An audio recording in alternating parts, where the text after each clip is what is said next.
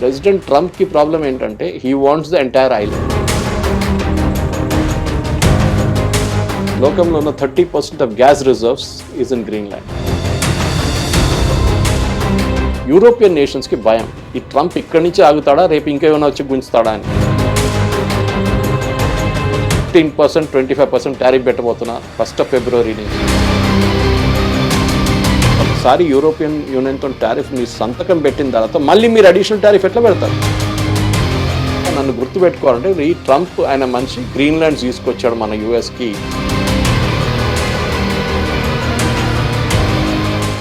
Hit TV ప్రేక్షకులకు నమస్కారం. మొన్నటి వరకు వెనిజులా, కానీ ఈ రోజు పొద్దున్న నుంచి నిన్న నుంచి వినిపిస్తున్న ఇంకో కొత్త దేశం పేరు గ్రీన్లాండ్. అసలు ఏంటి గ్రీన్లాండ్ తెలుసుకోవాలి, ఎందుకంటే అమెరికాకి జలుబు చేస్తే మొత్తం అందరూ తుమ్ముతారు అని చెప్పేసి అంటుంటారు. ఇందులో ట్రంప్ ఎందుకు ఇన్వాల్వ్ అయ్యాడు, అసలు అతనుకున్న ఇష్యూ ఏంటి, దీని గురించి యూరప్, డెన్మార్క్ వీళ్ళు ఏం చేస్తున్నారు, దీని గురించి మొత్తం సమగ్ర అవగాహన మనకి ఇవ్వడానికి సురేష్ కొచెటిల్ గారు మనతో ఉన్నారు. సార్ నమస్కారం. నమస్కారం సార్, మొన్నటి వరకు వెనిజులా, దాని గురించి అక్కడ జరిగిన అరెస్ట్ల గురించి ప్రపంచవ్యాప్తంగా మొత్తం సంతాపం తెలుపుతూ ఇలా జరిగిందేంటి, అలా జరిగిందేంటి, ప్రశ్నించేవారు లేరా అని చెప్పేసి ఎన్నో క్వశ్చన్స్ వచ్చాయి సార్. కానీ గత 2 రోజులుగా వినిపిస్తున్న కొత్త దేశం పేరు గ్రీన్లాండ్. అసలు ఈ గ్రీన్లాండ్ ఏంటి, ఎక్కడుంది, దీని గురించి చాలా మిత్స్ ఉన్నాయి. ఫస్ట్ ఆఫ్ ఆల్ దీని హిస్టరీ ఏంటి సార్ మాకు చెప్పండి. గ్రీన్లాండ్ అంటే చాలా మంది గ్రీన్ అనుకుంటారు, కానీ గ్రీన్ కాదు. అది చాలా మటుకు it's more like Iceland than Greenland. ఇది చాలా పెద్ద మిత్ సార్. అందరూ గ్రీన్లాండ్ లో గ్రీన్ గా ఉంది, ఐస్లాండ్ లో ఐస్ ఉంటుంది అనుకుంటారు. కానీ చాలా బిగ్ ఐలాండ్, చాలా పెద్ద ఐలాండ్ అది. అండ్ చాలా మటుకు closer to northern America, Canada, ఇటువైపు ఏమో యూరోప్. సో నడిమిట్లో ఉన్న ఒక రీజన్ అన్నమాట. అది ఎన్నో సంవత్సరాల ముందు చాలా మటుకు ఆ టైంలో ఉన్న ఎక్స్ప్లోరర్స్ వెళ్ళి అక్కడ ఉండడము, దాని తర్వాత వెదర్ తట్టుకోలేక వాళ్ళు రిటర్న్ రావడం జరిగింది. కానీ డెన్మార్క్ ఎప్పుడు ఇంట్రెస్ట్ ఉండే దాని మీద, ఇటలీ కూడా ఇంట్రెస్ట్ ఉండే, ఇటలీ కూడా ఆక్యుపై చేశారు కొన్ని రోజులు. ఆ టైంలో మనం మాట్లాడుతుంది we are talking 1700s and all. ఈ షిప్పులు తీసుకొని, చిన్న షిప్పులు తీసుకొని వెళ్ళడము, క్రిస్టోఫర్ కొలంబస్ ఇటువైపు చూసాం, మన వాస్కో డ గామా ఇండియా వైపు చూసాం, అట్లాంటి చాలా మంది ఉన్నారు సీఫేరర్స్. కానీ వెదర్ తట్టుకోలేక చాలా మంది రిటర్న్ వచ్చేసారు. ఎందుకంటే not like normal humid weather. అది అంటార్టికా కన్నా దారుణంగా ఉంటుంది సార్. అదే ఉంటుంది, అదే లెవెల్లో ఉంటుంది అది. సో ఆ టైంలో మనకి ఏం చెప్తారు, ఇగ్లూస్ లేవు, పెద్ద ఏం చెప్తారు, హీటర్స్ లేదు, ఏం లేదు కదా. సో ఎట్లా తట్టుకుంటారు, అది దట్స్ అ బిగ్ ప్రాబ్లం. కానీ ఒక రీసెంట్ హిస్టరీకి రావాలంటే మనం we should go back to somewhere in 1800s. 1800sలోనే ఒక ఇంట్రెస్ట్ మొదలైంది డెన్మార్క్ గురించి. డెన్మార్క్కి గ్రీన్లాండ్కి రిలేషన్షిప్. ఒక ఇండిపెండెంట్ నేషన్గా గ్రీన్లాండ్స్ ఎప్పుడు ఎరగలేదు, పైకి రాలేదు. It was always under occupation somewhere. మామూలుగా ఏ ఐలాండ్ అయినా సరే తొందరగా ఆక్యుపై చేసుకుంటారు, ఈ పెద్ద ఐలాండ్ ఇంకా ఎవరు చేసుకోలేదు. ఎందుకంటే వెదర్ అట్లా ఉంది కదా, ఏం చేసుకోలేదు. ఇప్పుడు మీరు కెనడా తీసుకోండి, కెనడాలో హ్యూమన్ హ్యాబిటేషన్ ఉండే చాలా చిన్న రీజన్, మిగతా అంతా it is frigid. Okay, just like Australia. Australia still is habitable, but it's ఏం చెప్తారు, ఎక్స్ట్రీమ్ వెదర్స్ ఉంది అక్కడ. ఓకే, ఇక్కడ ఒకటే సైడ్ వెదర్ ఉంటుంది అన్నమాట. Okay, then that is it. ఇప్పుడు జరిగింది ఏంటంటే, ఇప్పుడు మన దాంట్లో చూస్తే అండర్ ఇది యూఎస్కి ఎందుకు ఇంట్రెస్ట్ అని అడిగారు మీరు, అదొకటి ఉంటుంది. అక్కడ ఏం జరుగుతుంది, ట్రంప్కి ఎంత ఇంట్రెస్ట్, ట్రంప్కి ఎందుకు దీని మీద ఎంత interest, that is it. So ఈ ప్రాబ్లం ఎక్కడ మొదలైందంటే, ట్రంప్కి భయం చైనా అండ్ రష్యా. ఓకే, దానికన్నా ముందు దీంట్లో ఒక హిస్టరీ ఉండే. ఆ హిస్టరీ అని మనం తెలుసుకోవాలి. ఒకటి, యుఎస్ అక్కడ ఒక నేవల్ బేస్ అని చెప్పొచ్చు, ఒక ఎయిర్ ఫోర్స్ బేస్ అని చెప్పొచ్చు. ఆల్మోస్ట్ 1951లో సెటప్ చేశారు అది. We're now in 2026. అవును సార్. 1951లో ఒక బేస్ సెటప్ చేశారు అక్కడ యుఎస్.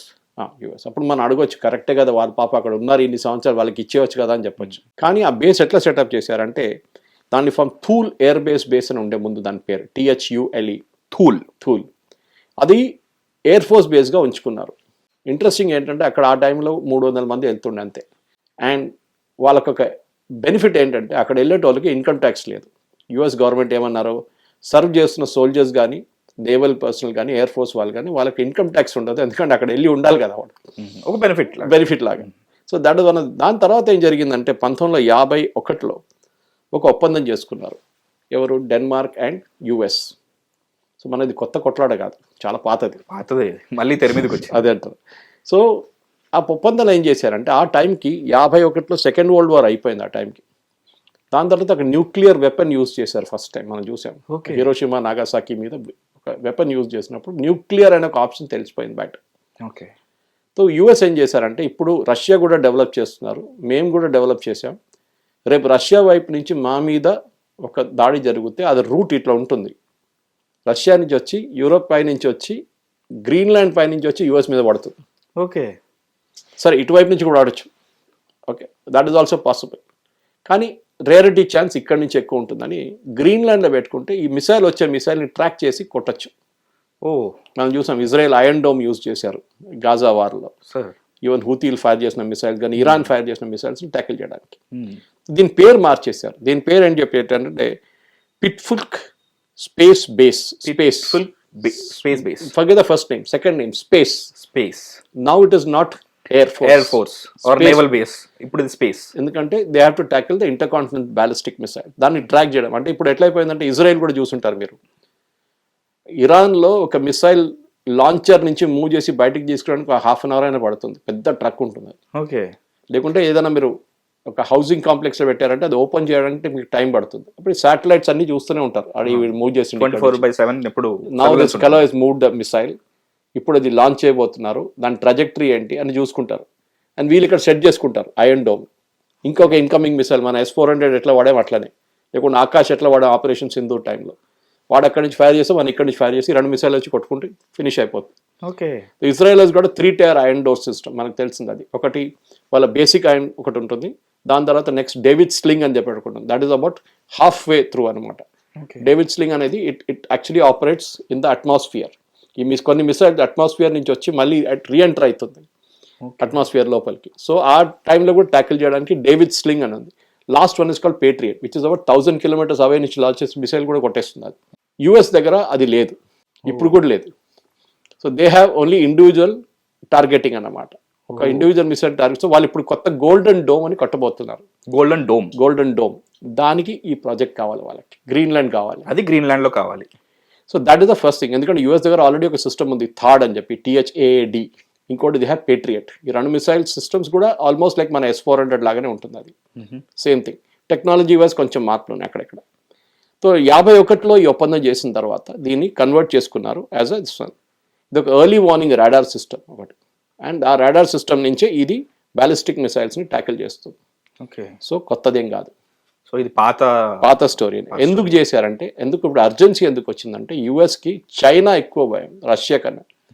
రష్యా యుక్రెయిన్ కొట్టుకుంటున్నారు, అక్కడ ఇద్దరు వస్తున్నారు. ఇక్కడ 1,00,000 మంది పోయారు, అక్కడ 1,00,000 మంది పోయారు.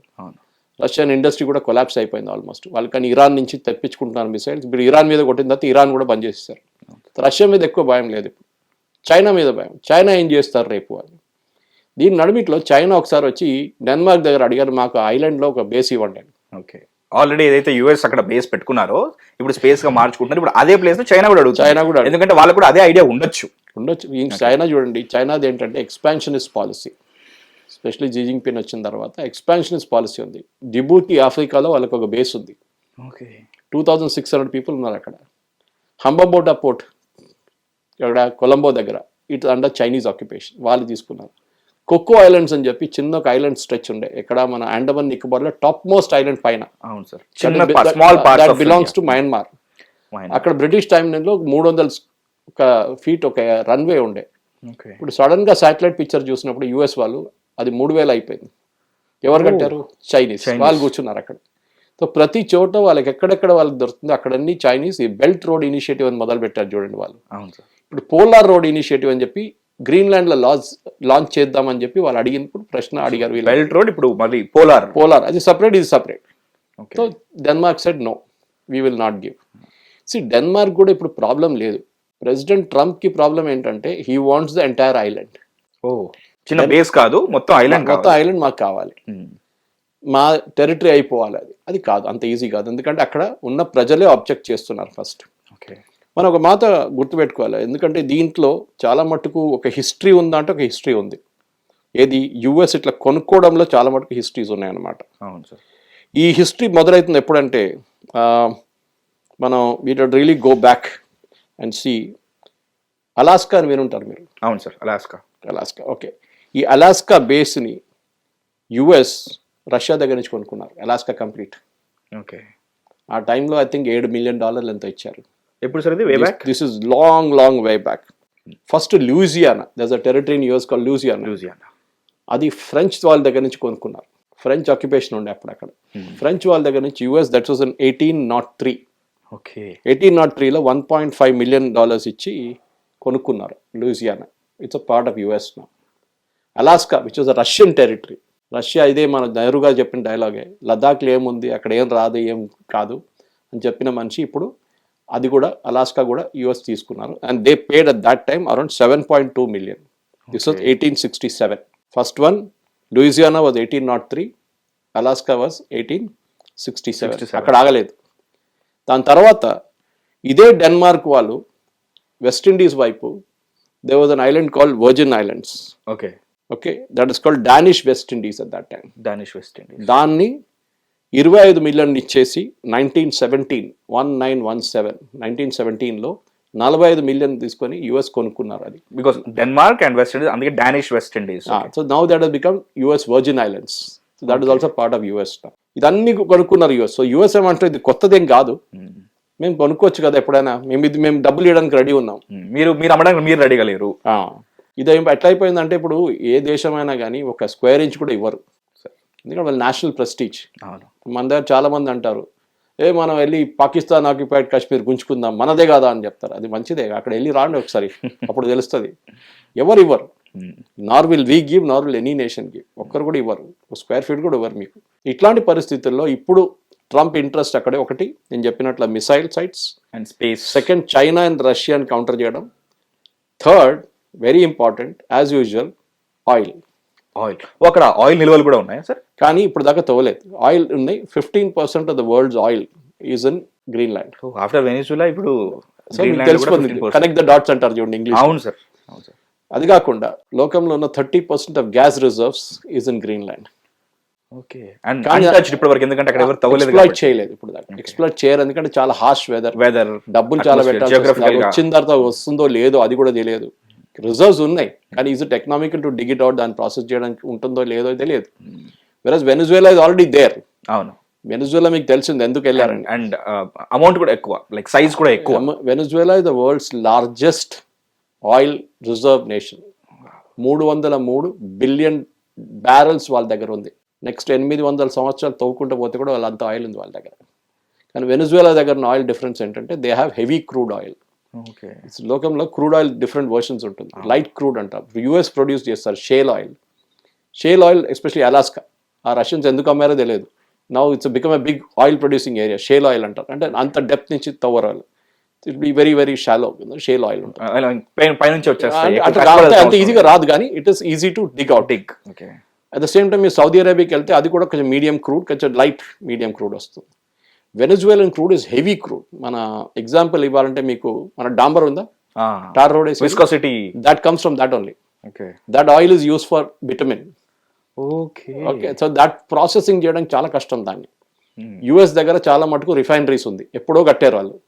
ఎందుకు, కెనడా నుంచి కొనే ఆయిల్ అదే క్వాలిటీ ఆఫ్ ఆయిల్ అన్నమాట.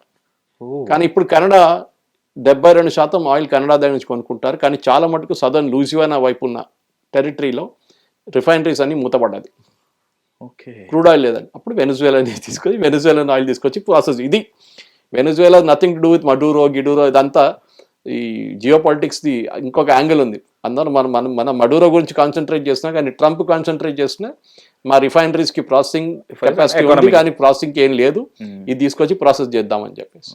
సో ఇంత పెద్ద పిక్చర్ ఉంది సార్ దీని. సో దాని వెనక I just give you as a example of Venezuela. ఇక్కడ అది కాదు, ఇక్కడ ఇంకా ఎక్స్ప్లాయిట్ చేయొచ్చు, చేయలేదు ఇప్పుడు దాకా. కానీ ప్రాబ్లం ఎక్కడ వస్తుందంటే యూరోపియన్ నేషన్స్కి భయం, ఈ ట్రంప్ ఇక్కడి నుంచి ఆగుతాడా, రేపు ఇంకేమైనా వచ్చి గుంచుతాడా అని. సో డెన్మార్క్కి అక్కడ వాళ్ళ ప్రజలకు ఒక ప్రాబ్లం ఏంటంటే ఇది ఇంత ఈజీ కాదు ఇవ్వడం ఒక territory, even though it's semi autonomous territory. అక్కడ కూడా 50,000 మంది ప్రజలు ఉన్నారు, వాళ్ళకి వాళ్ళ అప్రూవల్ కూడా కావాలి. కానీ వాళ్ళు ఇప్పుడు ప్రొసెషన్స్ తీస్తున్నారు, అది కాదు. ఇప్పుడు యూఎస్ ఏమంటున్నారు, మీకు ప్రతి మనిషికి we will give $100,000. ప్రతి మనిషికి ఎంతమంది ఉంటే అంతమందికి $100,000. ఇప్పుడు వాళ్ళు అంటారు నాకు వద్దు అంటారు, కొంతమంది కావాలంటారు, చెప్పలేదు. కానీ యూఎస్కి they want this territory desperately. Trump first టర్మ్లో ట్రై చేశారు ఇది. ఇప్పుడు ఇంకా మనిషికి $50,000 అంటే ఆ డెస్పరేషన్ ఏంటో తెలుసుకోవడానికైనా సరే దే విల్ బి డౌటింగ్ కదా సార్. అదే యుఎస్ ఫస్ట్ టర్మ్లో ట్రంప్ వచ్చినప్పుడు he try the same trick. Okay అక్కడి నుంచి వీళ్ళని కన్విన్స్ చేసి ఐలాండ్ తీసుకుందామని చెప్పి, కానీ అప్పుడు జరగలేదు. అప్పుడు అంత ప్రాబ్లం, చాలా మటుకు ఆపోజిషన్ ఉంది, ఇప్పుడు కూడా ఉంది. ఇప్పుడు ఏం జరిగిందంటే యూరోప్, జర్మనీ, యూకే, ఫ్రాన్స్ వీళ్ళందరూ కలిసి ఒక డెలిగేషన్ పంపించారు అక్కడికి గ్రీన్లాండ్స్కి. ఎక్కువ మంది, ఐ థింక్ 80-90 మంది ఉన్నారు. UK sent only 1 person. కానీ చెప్పిందంతా పెద్ద statement we're sent an army to green lands అని, కానీ జరిగింది ఇది. అది చూడంగానే ట్రంప్కి పిచ్చి పట్టేసింది. ఇది నన్ను ఛాలెంజ్ చేస్తారు ఈ కొడుకులు అని చెప్పేసి ఏం చేశాడంటే టారిఫ్ పెట్టేస్తున్నా అని ఏం చెప్పాడు, నిన్న అనౌన్స్ చేశాడు. Okay, imports and exports 15%, 25% tariff పెట్టబోతున్నా 1st February నుంచి.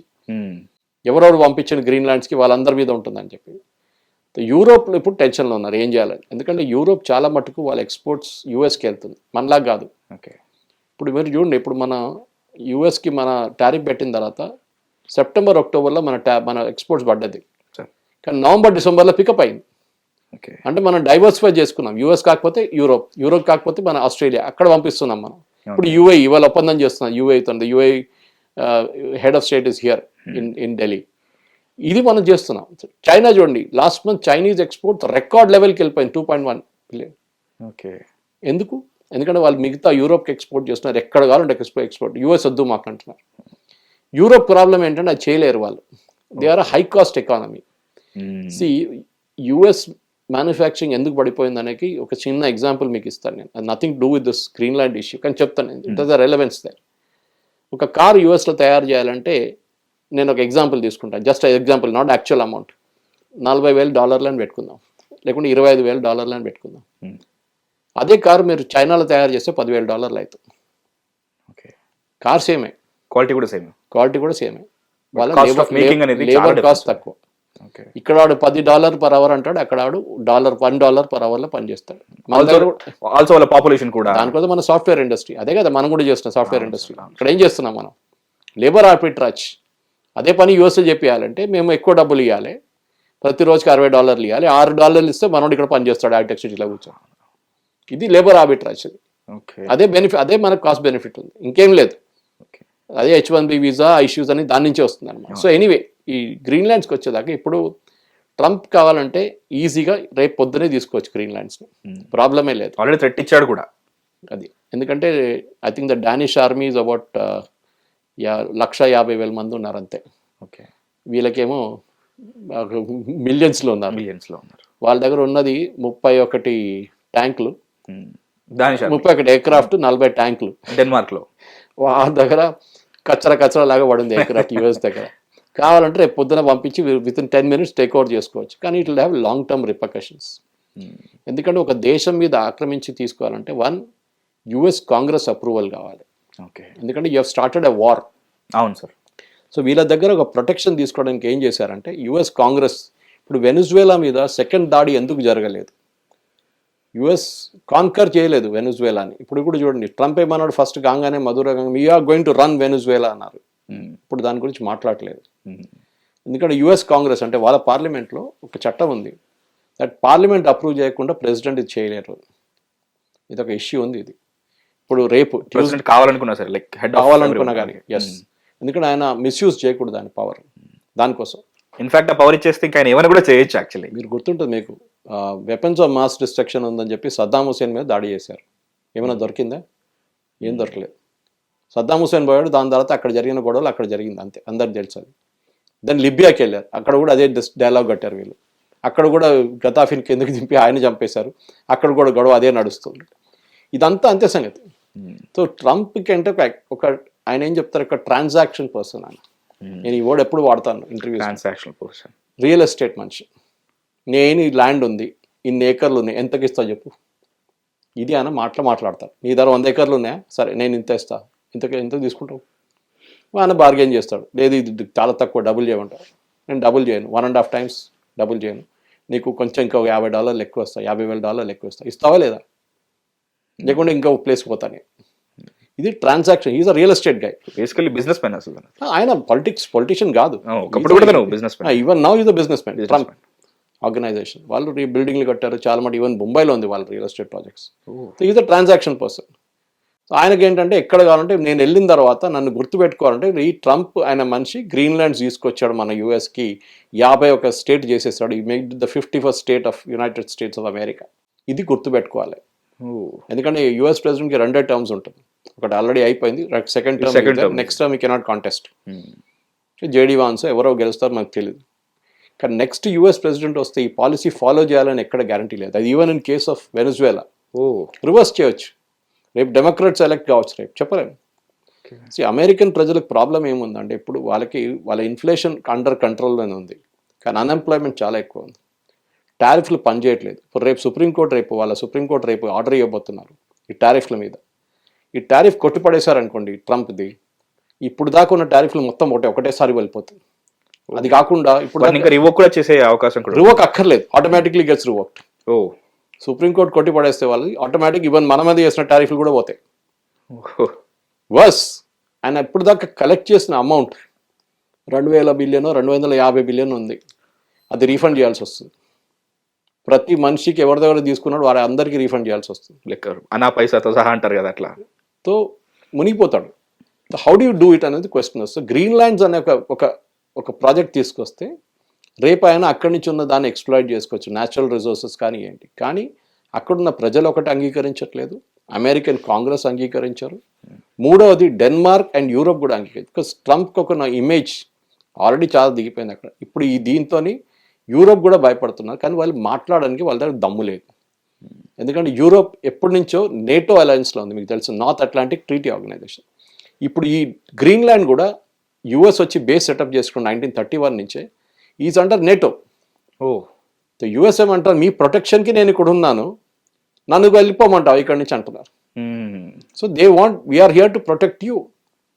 దానికోసం మేము గ్రీన్లాండ్ మాదర్ పెట్టుకుంటాం. బట్ లాంగ్ టర్మ్ సొల్యూషన్ పొలిటికల్గా ఉండొచ్చు. It cannot be a war situation, because అట్లా అంటే ఈజీగా రేపు పొద్దున చేసేసుకుంటారు ట్రంప్. సో డిప్లొమాటిక్లీ ఏం జరగబోతుందని ఇప్పుడు మాట్లాడుకున్న యూరోప్ వాళ్ళు ఏమంటున్నారంటే, నేను వాళ్ళ ఛానల్స్ అన్ని చెక్ చేస్తున్నప్పుడు, వాళ్ళ ఆర్టికల్ చదువుతున్నప్పుడు ఒక డిప్లొమాటిక్ సొల్యూషన్ కావాల్సి వస్తుంది దీనికి. ఏంటి, 33 సంవత్సరాలకి లీజ్లో ఇచ్చేద్దాం గ్రీన్లాండ్ మొత్తం. ఓకే, సర్టన్ ఏరియాస్ మొత్తం కాదు, ఎక్కడెక్కడ వాళ్ళ ప్రజలు ఉన్నారో ఆ ఏరియా వాళ్ళ దగ్గర ఉంటుంది, సెమీ ఆటోనమస్లో.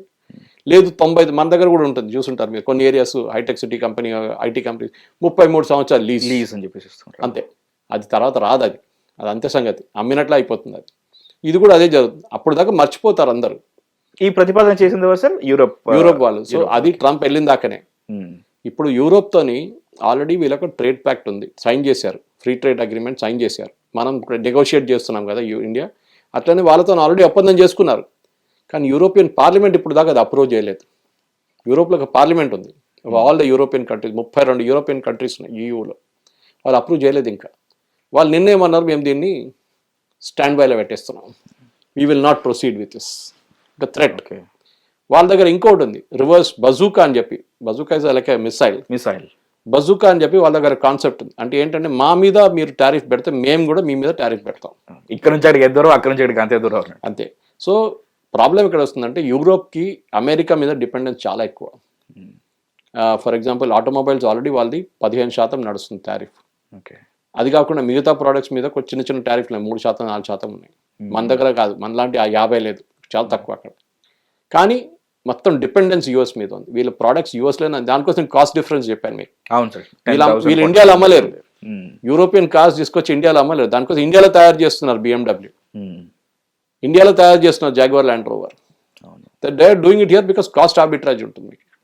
అక్కడ అమ్మాలంటే మీరు అదే కారు మీరు యూఎస్కి తీసుకెళ్ళి అమ్మాలి. You cannot sell it anywhere in the world. ఆ కాస్ట్, ఆ పేమెంట్ చేసే కెపాసిటీ వాళ్ళ దగ్గరే ఉంది. అందుకనే టారిఫ్ అనేది అంత డిఫరెన్స్ చూపిస్తుంది. Now Europe is negotiating. వాళ్ళకి తెలుసు ఈ టారిఫ్ వీళ్ళ పడితే దెన్ దేర్ ఇండస్ట్రీ చాలా మటుకు ఇంపాక్ట్ అయిపోతుంది. సో స్లోలీ అండ్ స్లోలీ వీళ్ళు నెగోషియేట్ చేస్తున్నారు. ట్రంప్ ఒక డ్రామా లాగా చేస్తారు ఎప్పుడు.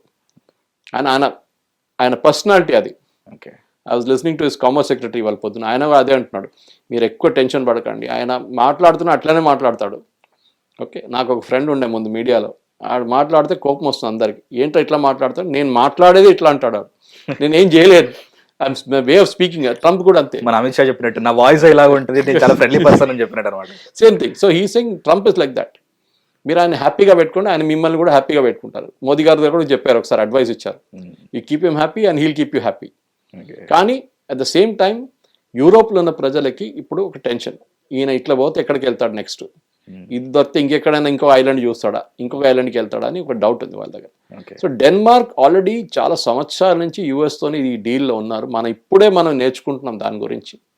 కానీ నేను చెప్పినట్ల it is started from 1800s in by buying islands like Louisiana and Alaska కొనుక్కున్నారు, దాని తర్వాత వర్జిన్ ఐలాండ్స్ తీసుకున్నారు, యూఎస్లో చేర్పించుకున్నారు. దాని తర్వాత 1917 నుంచి మొదలైంది. 1949లో తర్వాత ఈ బేస్ని రీఫార్మాట్ చేశారు.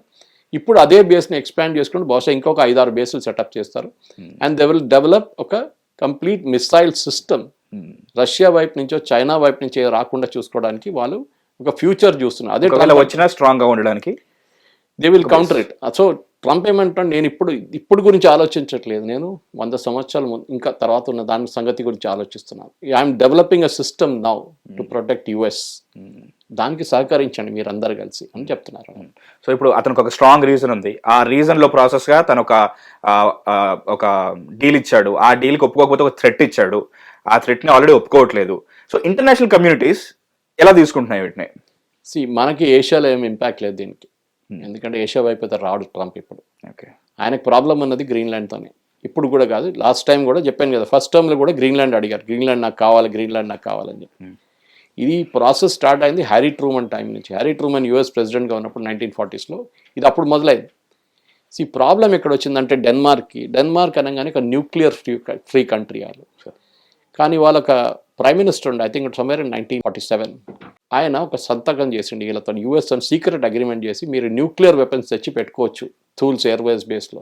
ఓకే, అప్పుడు ఆ టైంలో I think 1949 or 51లో B-52 bomber crash అయింది థూల్స్ ఎయిర్ ఫోర్స్ బేస్ దగ్గర, ఐస్ మీద పడ్డది. దాంట్లో 2 హైడ్రోజన్ బాంబులు ఉండే.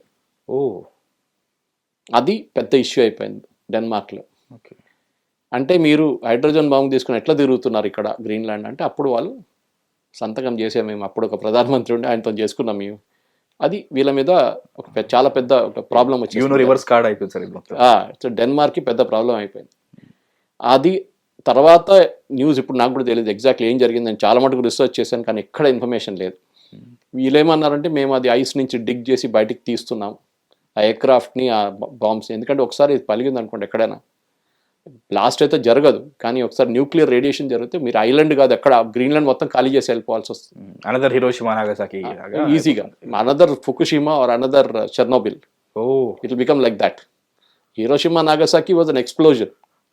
ఇది radiation will continue for the next 5000 years. Chernobyl అన్నారు, correct sir. So the danger ఉంది ఇప్పుడు. సో ఆ డేంజర్ని అరికట్టడానికి వీరు అది ఏం జరిగింది ఆ రోజు అని క్లియర్గా చెప్పాల్సి వస్తుంది. వీళ్ళకి భయం ఏంటంటే డేన్స్కి రేపు ఇది మళ్ళీ రిపీట్ కావచ్చు, రేపు ఏదైనా ఇంకొక ఎయిర్క్రాఫ్ట్ క్రాష్ అయితే లేకుంటే ఇంకొక అటామిక్ ఎక్స్ప్లోషన్ జరిగితే మా టెరిటరీ మీదే జరుగుతుంది, మా ప్రజల మీద ఇంపాక్ట్ ఉంటుంది. యుఎస్ ఏమో చాలా క్లియర్గా వాళ్ళు చెప్పట్లేదు ఏం జరిగింది యాక్చువల్ అని, వాళ్ళు మాట్లాడలేదు. ఇది వాళ్ళ ప్రాబ్లం. అతనుకున్న పవర్స్తో అతను ప్రొసీడ్ అవ్వడానికి ముందుకు వెళ్ళాలన్నా సరే చాలా ఆపుతున్నాయి. ఇప్పుడు అతని టర్మ్ కూడా అయిపోతుంది, 2 సార్లు చేయాలని చెప్పేస్తున్నారు. సో డూ యూ థింక్ ఈ టైంలో అతను సక్సీడ్ అవుతారంటారా? 3 సంవత్సరాలు ఉన్నాయి, కావాలంటే చేయొచ్చు. ఇప్పటికి ఏంటో ఈ సిచ్యువేషన్ కొంచెం కూల్ డౌన్ చేయడానికి, సర్దుమట్టడానికి ఏం చేస్తారంటే ఒక లాంగ్ టర్మ్ లీజ్ సైన్ చేసుకుంటారు. ఓకే, అది కాకుండా ఇంకా 2 బేసులు పెట్టుకోవచ్చు మీరు అని చెప్పి సైన్ చేస్తారు. సో ట్రంప్ థ్రెట్ అక్కడి దాకా దిగిపోతుంది. ఎందుకంటే ఆయన ఇంకా ముందుకెళ్ళి లేదు నేను క్యాప్చర్ చేసుకుంటాను, నేను పట్టుకుంటాను, మొత్తం నా జెండా పెట్టుకుంటా అంటే దెన్ యూరోప్లో అన్పాపులర్ అయిపోతారు. యూరోప్లో ఉన్న ప్రజలు అమెరికన్ ప్రొడక్ట్స్ని బ్యాన్ చేయడము, అమెరికన్ ప్రొడక్ట్స్ని బాయ్కాట్ చేయడం కూడా మొదలు పెట్టచ్చు.